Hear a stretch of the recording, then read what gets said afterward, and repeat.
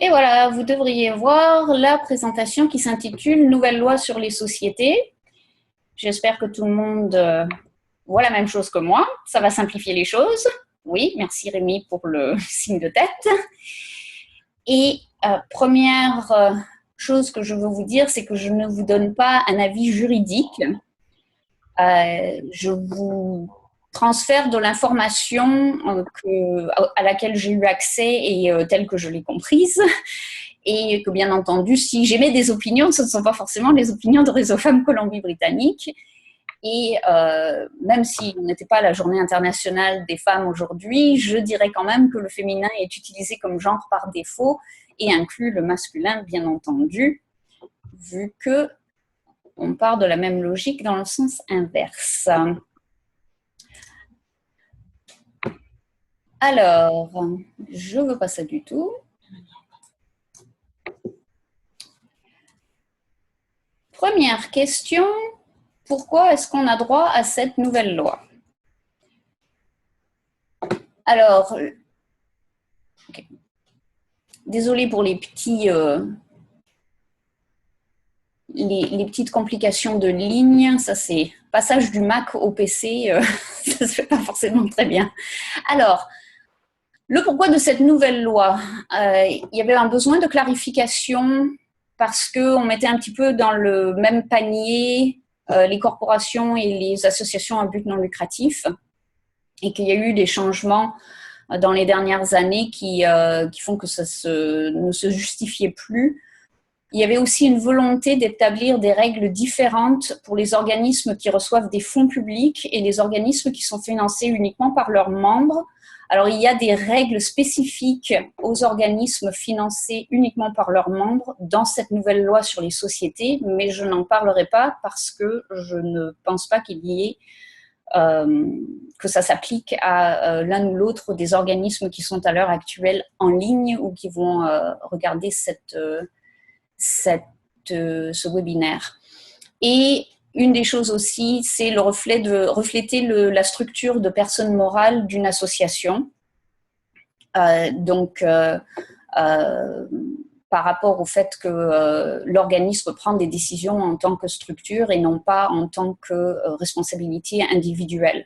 Cela dit, il n'en reste pas moins que les membres du conseil d'administration sont toujours les représentants et les représentantes légales de l'association et qu'à ce titre-là, il y a des responsabilités qui se rattachent à ça.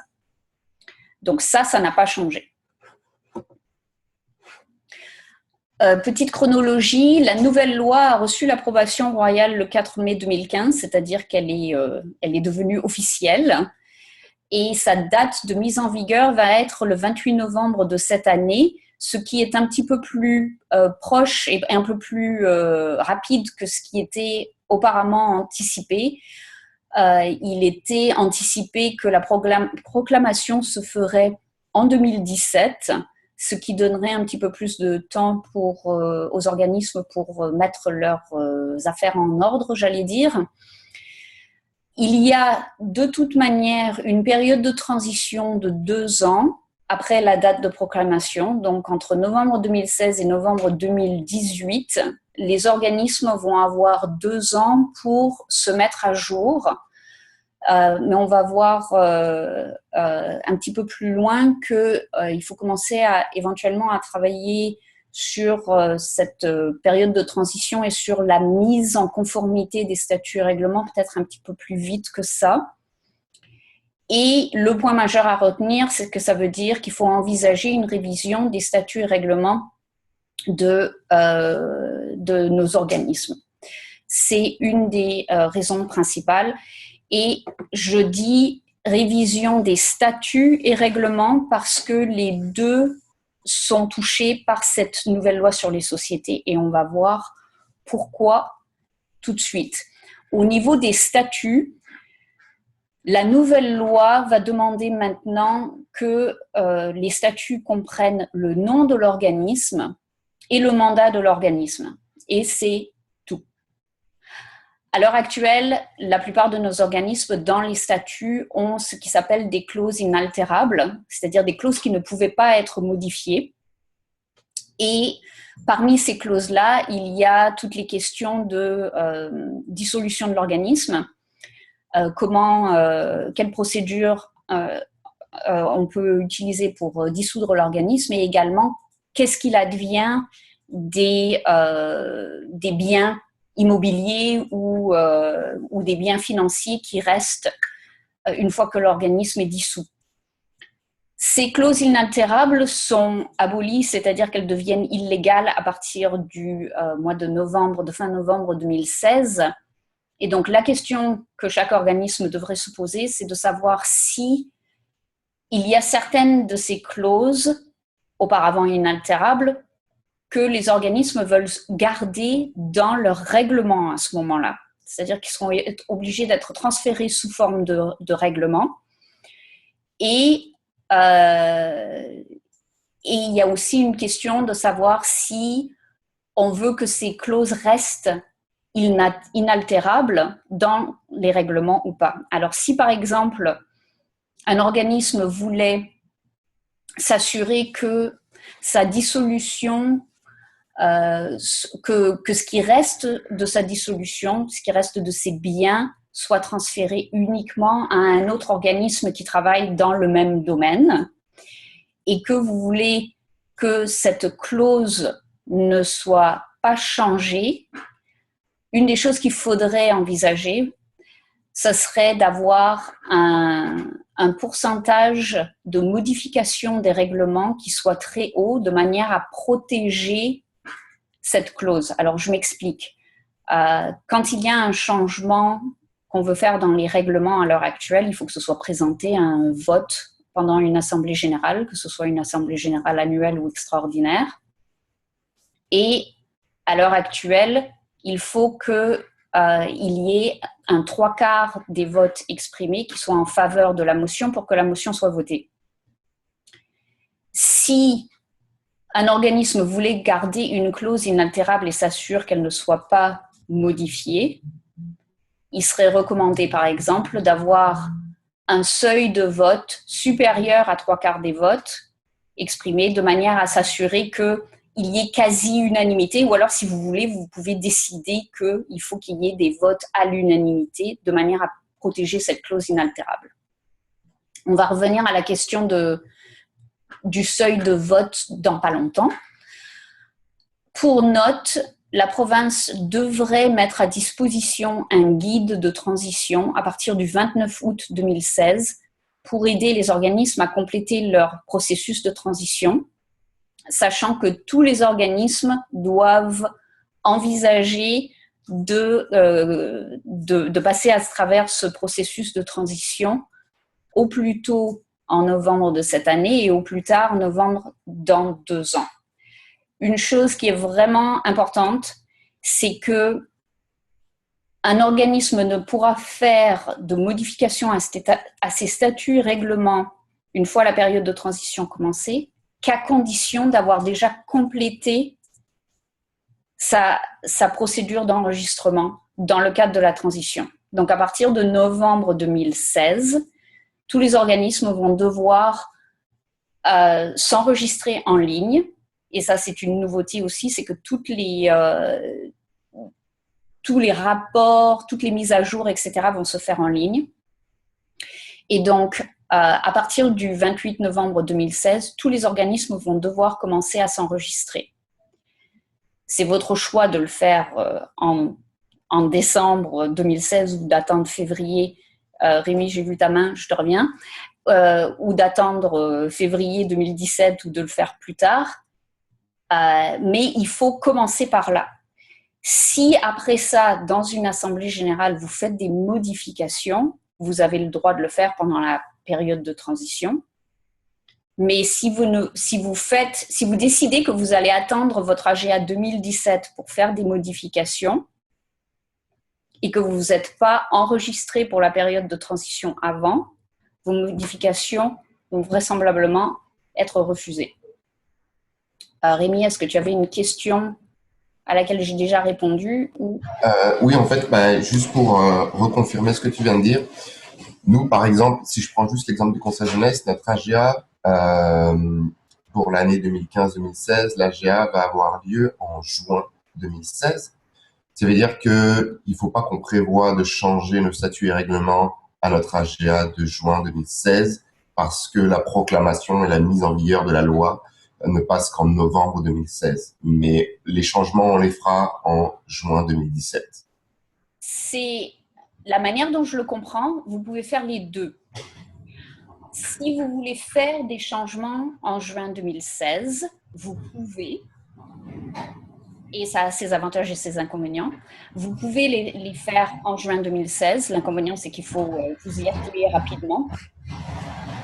Et vous inspirer de la loi, parce que la loi existe déjà, vu qu'elle a été passée en 2015, donc elle est sur le site internet de la province de la Colombie-Britannique, et vous pouvez vous inspirer de la loi telle qu'elle existe déjà pour ajuster vos statuts et règlements. L'avantage, c'est que vous avez déjà fait le travail préliminaire et vous pouvez mettre dans vos statuts et règlements les choses importantes que vous voulez garder qui n'existent pas dans la nouvelle loi. L'inconvénient, c'est qu'il faut faire ce travail relativement rapidement et que vous ne savez pas forcément s'il y aura d'autres changements après que vous voudriez apporter ou auxquels vous n'auriez pas forcément eu le temps de penser si vous présentez vos changements pour votre AGA 2016. Ça répond à la question? Oui. Et j'imagine que le guide de transition, il va expliquer de manière plus claire une meilleure interprétation de la loi parce que si on le fait pour juin 2016, on va devoir nous interpréter la loi avec notre propre perception, mais le guide de transition va nous accompagner de manière plus claire dans ce processus de transition. C'est, je le souhaite, l'objectif du guide de transition. C'est pas moi qui vais l'écrire, donc je ne sais pas ce que ça va faire, mais en effet, c'est le but, sachant qu'il y a toujours un nombre de règlements qui sont extérieurs à la loi et à l'application de la loi, qui vont clarifier un certain nombre de choses qui sont à l'intérieur de la loi. Donc, il y a des questions auxquelles on n'a pas les réponses à l'heure actuelle qui vont sans doute être clarifiées à travers le guide. Cela dit, pour reprendre l'exemple d'avoir une modification des statuts et règlements à l'AGA 2016 ou à l'AGA 2017, l'un des inconvénients d'attendre, c'est que à partir du moment où la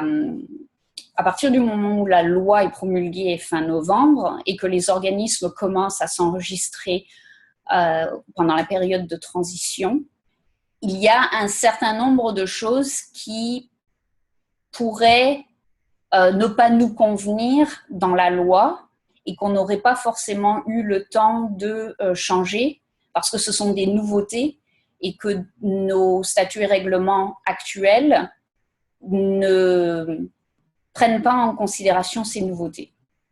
Donc, tout dépend vraiment de comment nos statuts sont rédigés à l'heure actuelle par rapport aux modifications de la loi. Alors, c'est pour ça que je dis c'est un travail que chaque organisme doit faire et que chaque conseil d'administration doit faire, de se pencher sur la question de que contiennent nos statuts et règlements, parce que, croyez-moi, il y a des membres de conseil d'administration qui ne savent pas forcément ce que contiennent les statuts et règlements, donc c'est une excellente opportunité de se pencher sur la question, même si vous n'avez pas l'occasion d'amender ou de modifier vos statuts et règlements avant votre AGA. C'est une bonne chose que les conseils d'administration commencent à se poser la question, à se pencher là-dessus et à regarder sérieusement ce que veulent dire leurs statuts et règlements.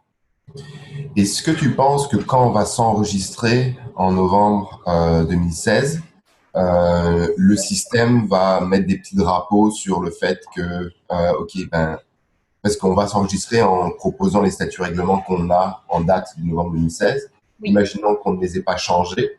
Le système va identifier ce qu'il faut changer et nous faciliter ça, ou alors ils vont juste accepter le fait qu'on n'a pas du tout changé, mais sans avoir d'indication si on doit changer les choses. Il n'y aura pas d'indication parce qu'a priori, l'enregistrement va juste demander à ce que le document de constitution, le document d'incorporation et le document des statuts et règlements soient mis en pièces jointes. Là où il pourrait y avoir des soucis ou des défis, c'est que à partir du moment où la loi est en vigueur, techniquement, elle s'applique dans sa nouvelle forme. Et s'il y avait des contradictions entre l'ancienne loi et la nouvelle loi, ou entre les statuts et règlements version ancienne et la nouvelle loi, c'est là qu'il pourrait y avoir un petit peu de zone grise et que les avocats à l'heure actuelle estiment que la province va probablement être souple d'une certaine manière par rapport à ces zones grises, mais que techniquement, s'il y avait un problème légal et qu'il y avait, je ne sais pas, un procès ou une procédure juridique par rapport à des statuts et règlements de la part d'un membre d'un organisme, par exemple, techniquement, ce serait la nouvelle loi qui s'appliquerait.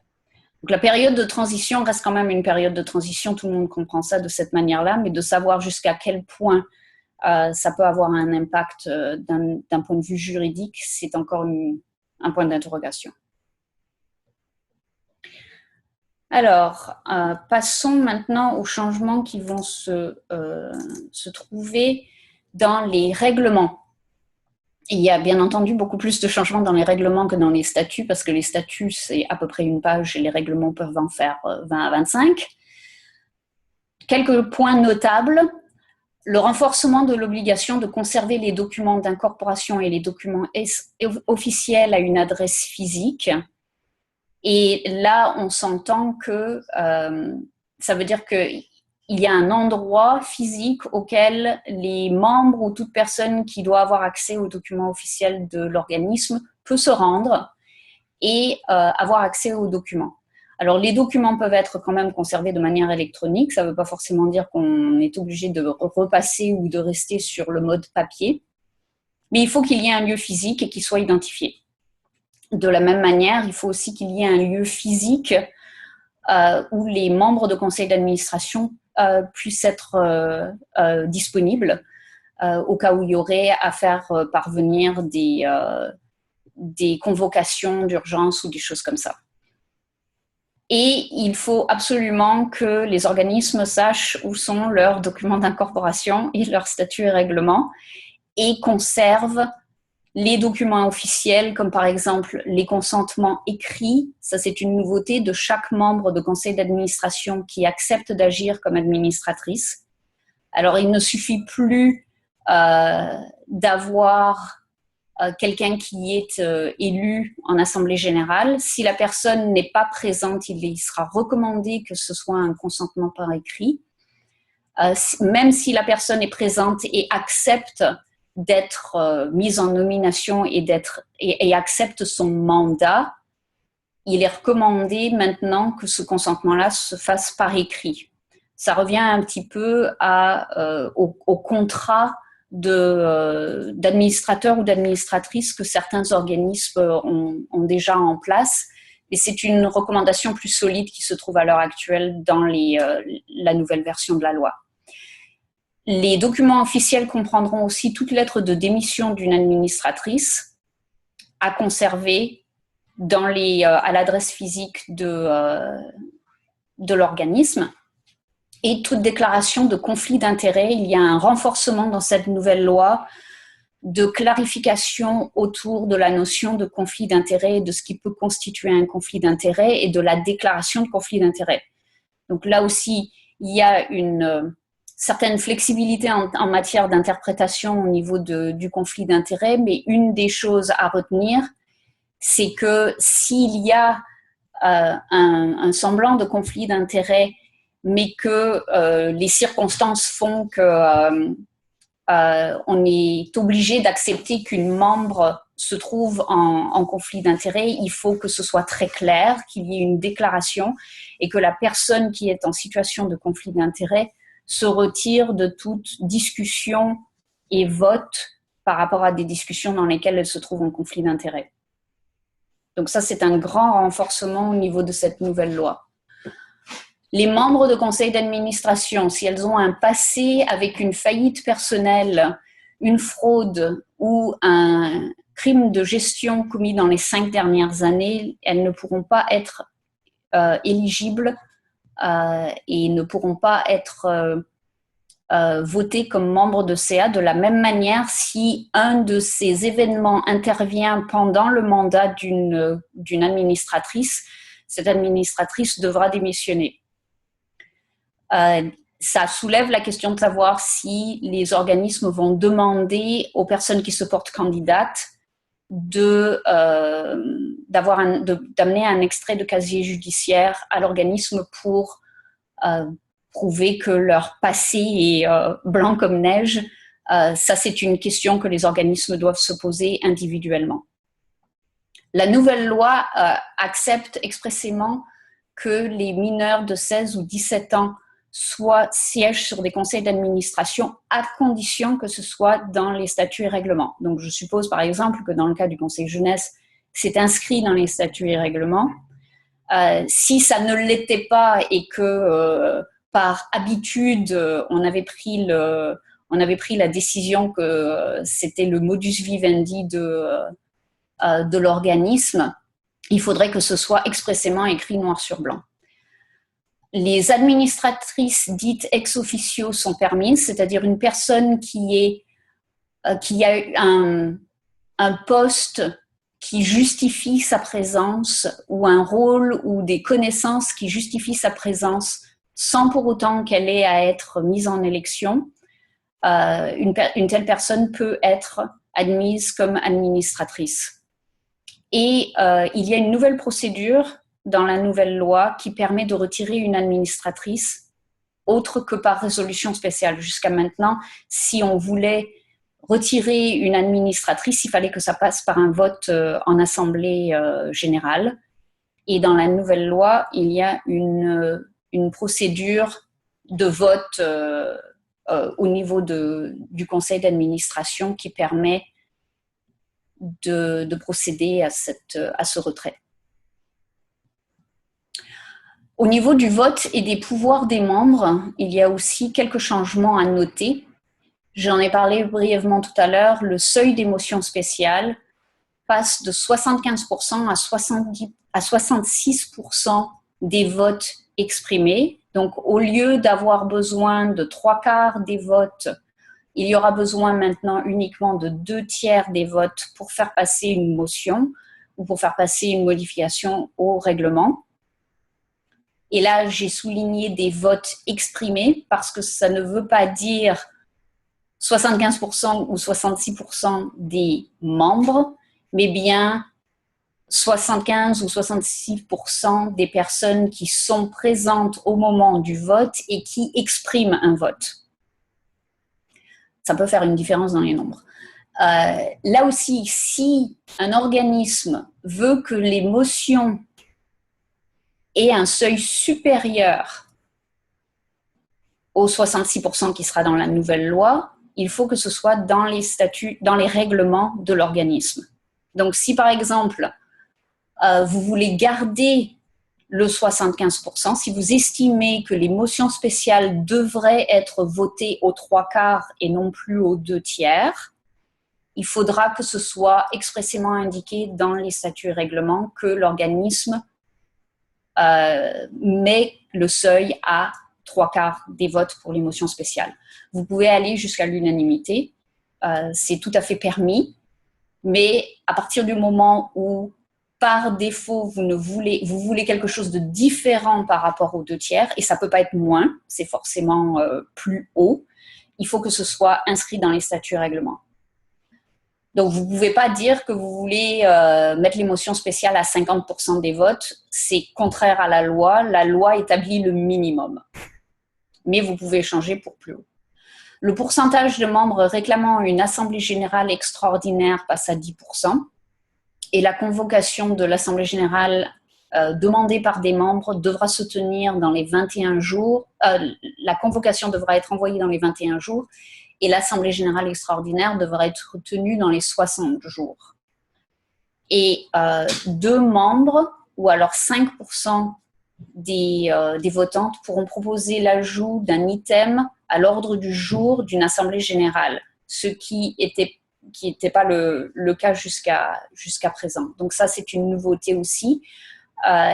Et c'est intéressant dans le sens où ça veut dire qu'il y a des choses qui pourront être amenées le jour de l'Assemblée générale. Toutefois, il y a une condition, c'est que si le sujet a été discuté dans les 2 années qui précèdent, alors là, c'est quelqu'un qui a un micro qui est allumé et je ne sais pas qui c'est. Voilà. Donc, si le sujet a été discuté déjà dans les 2 dernières années, il ne pourra pas être rajouté à l'ordre du jour d'une assemblée générale. Donc, d'un côté, il y a plus de flexibilité dans le sens où les membres peuvent amener quelque chose qui n'est pas dans un ordre du jour. Et ça, c'est une flexibilité dans le sens où si des membres d'un organisme veulent parler d'un sujet, mais que le conseil d'administration n'est pas forcément d'accord pour mettre ce sujet-là à l'ordre du jour proposé en assemblée générale, les membres ont cette possibilité supplémentaire d'avoir une voix supplémentaire à travers ce nouveau pouvoir.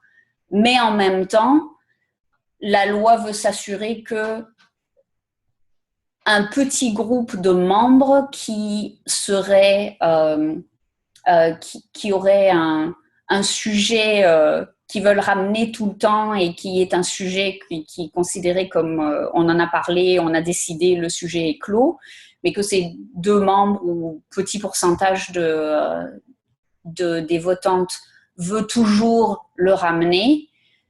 Pour éviter ça, la loi dit si le sujet a été discuté dans les 2 dernières années, le sujet est clos.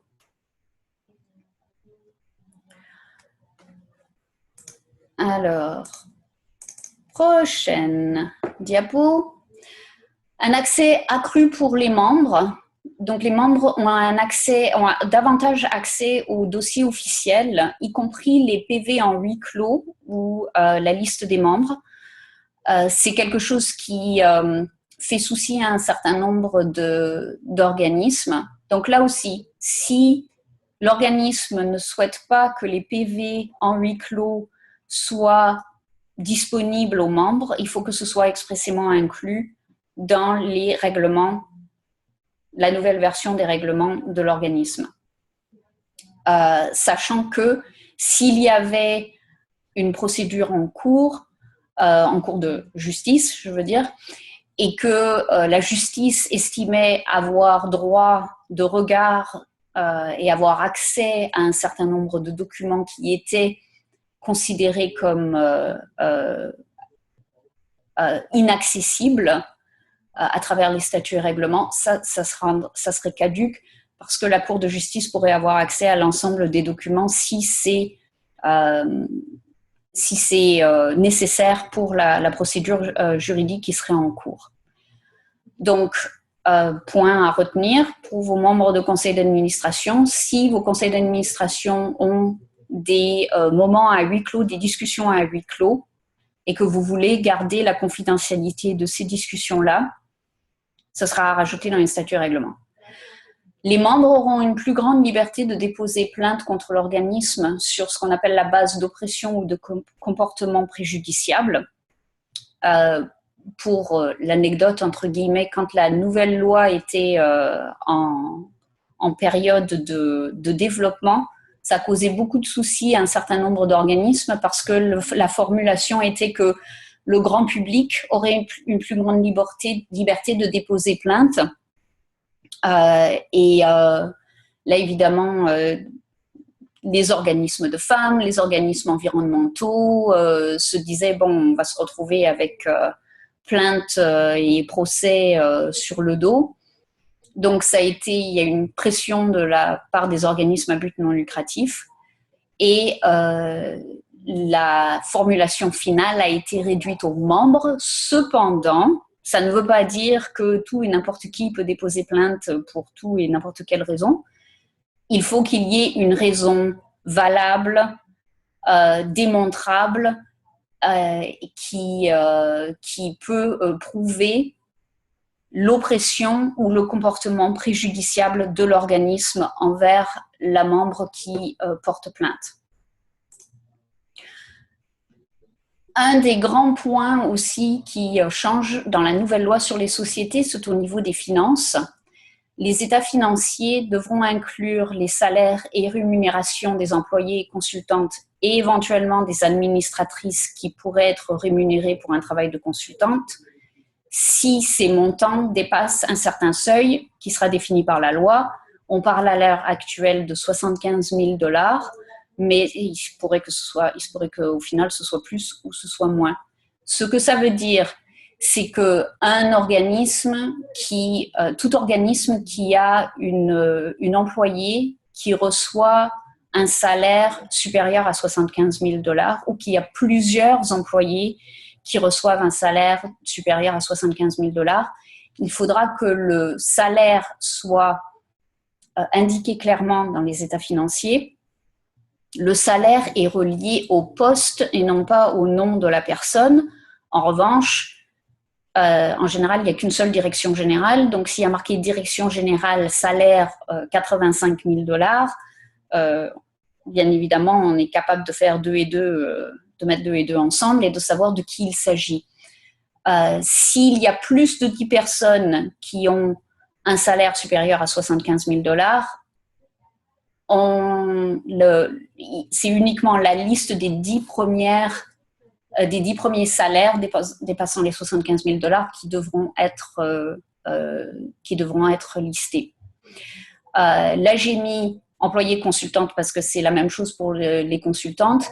J'ai mis aussi le point de éventuellement des administratrices qui pourraient être rémunérées pour un travail de consultante. Techniquement, ça pourrait être considéré comme un conflit d'intérêts, mais on sait très bien que dans des situations comme les nôtres, où en particulier on a un bassin de population qui est plus restreint, il se peut parfois qu'on ait la contrainte de faire appel à une personne qui est sur le conseil d'administration et qui a une expertise particulière et qui peut être rémunérée pour un travail de consultante qui n'est pas son travail relié à son rôle d'administratrice. Donc la clarification, une personne qui a une expertise particulière qui siège sur un conseil d'administration pourrait être rémunérée pour un travail qui a trait à son expertise, mais en aucun cas des administratrices peuvent être rémunérées pour leur rôle en tant que membre de conseil d'administration. Ou s'il y a un vote pour que les membres de conseil d'administration reçoivent une compensation, il faudra que cette compensation-là soit indiquée également dans les états financiers.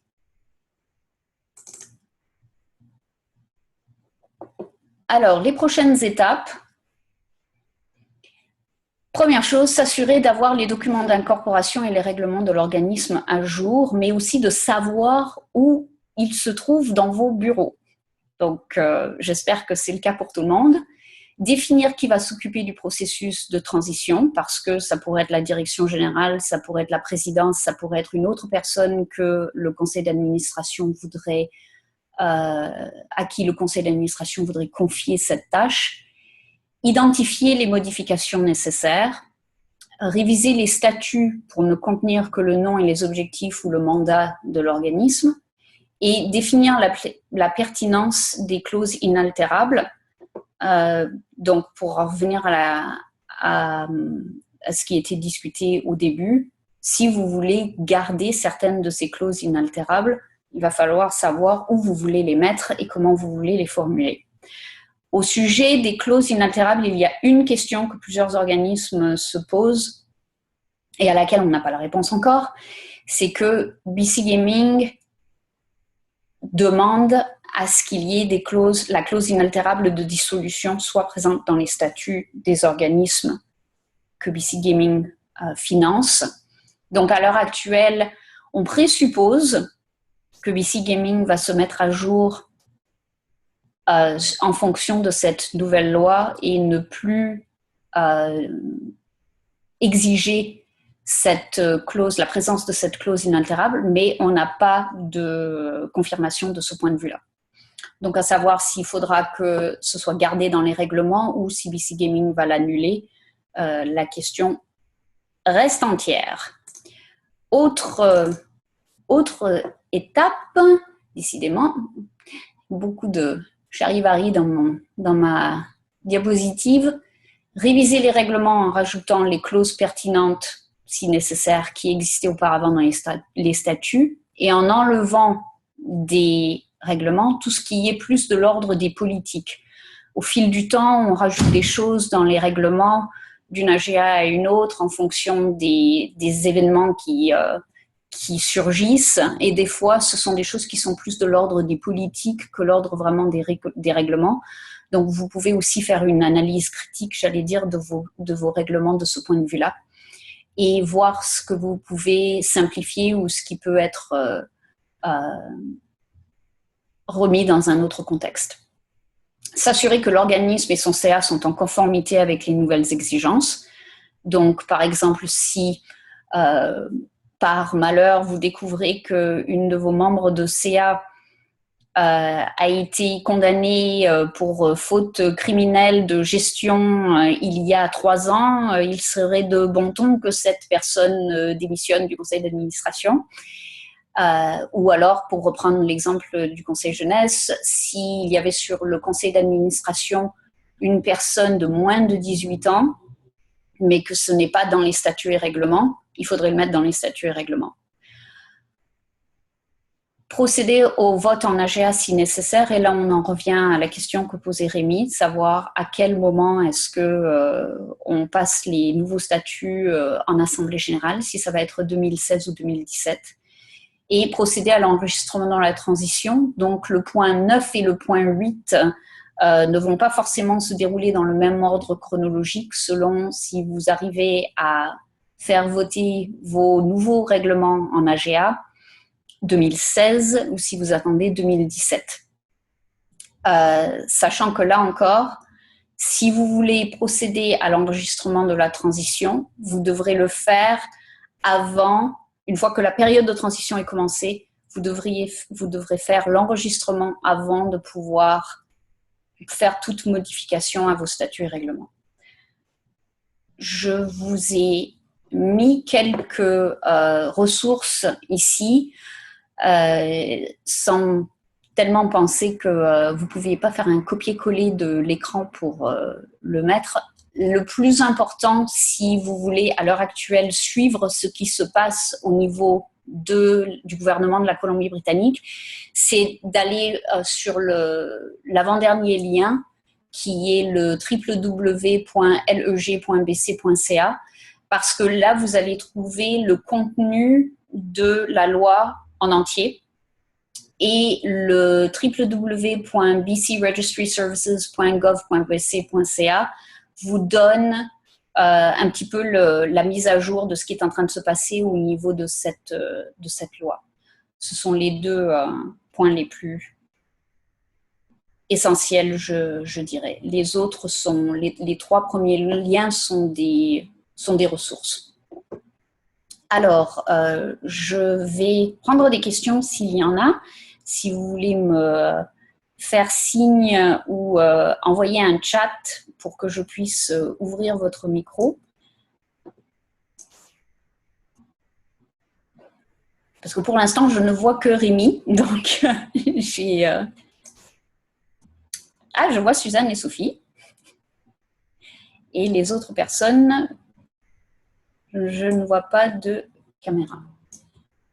Donc, si vous avez des questions en particulier, n'hésitez pas.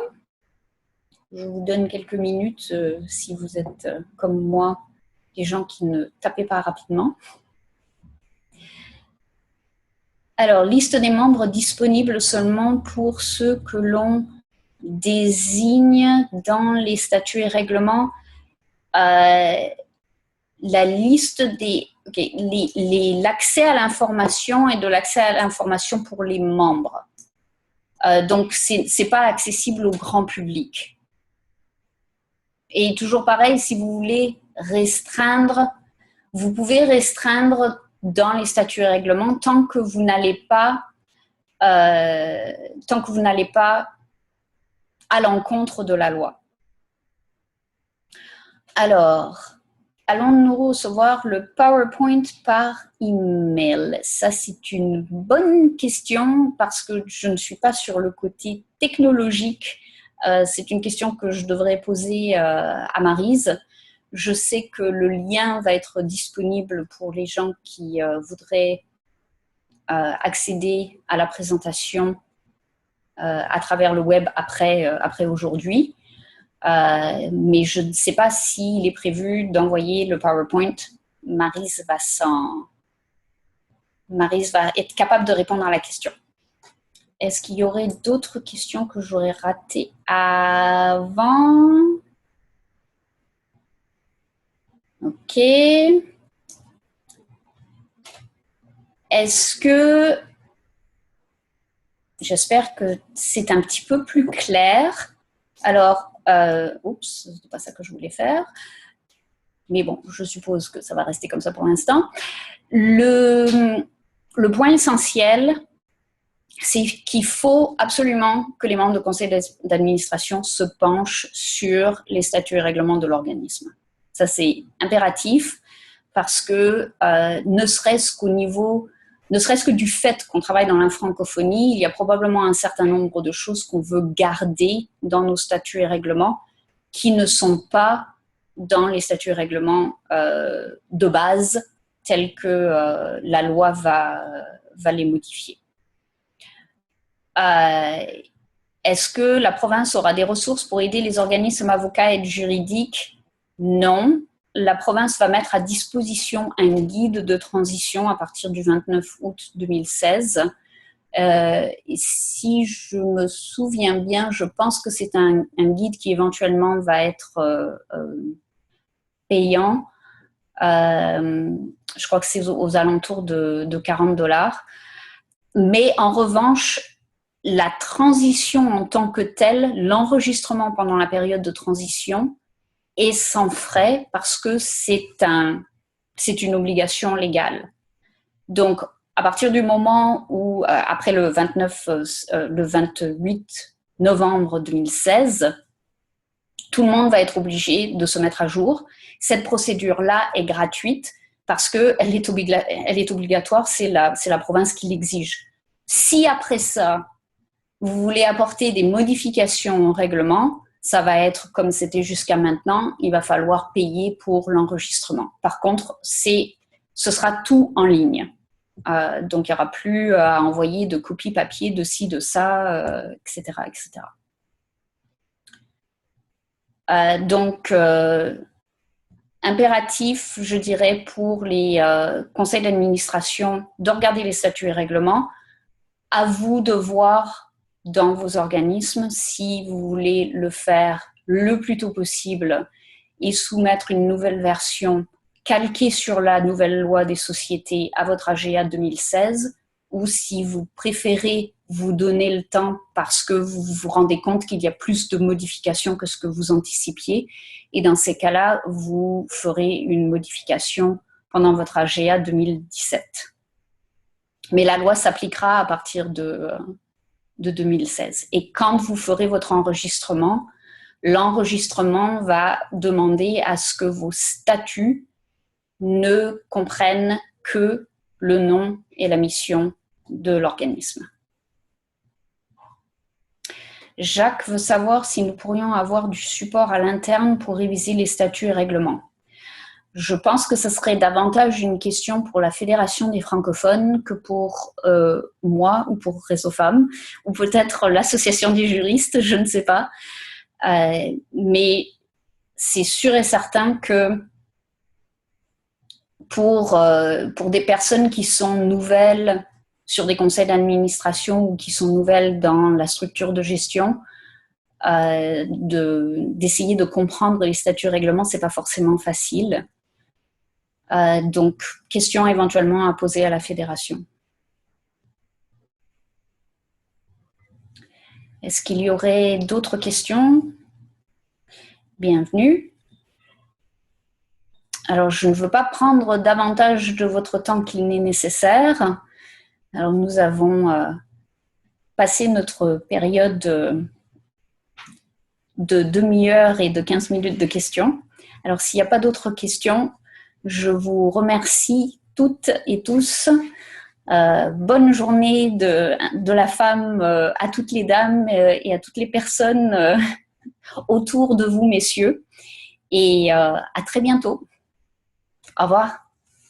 Merci, François-Emmanuel.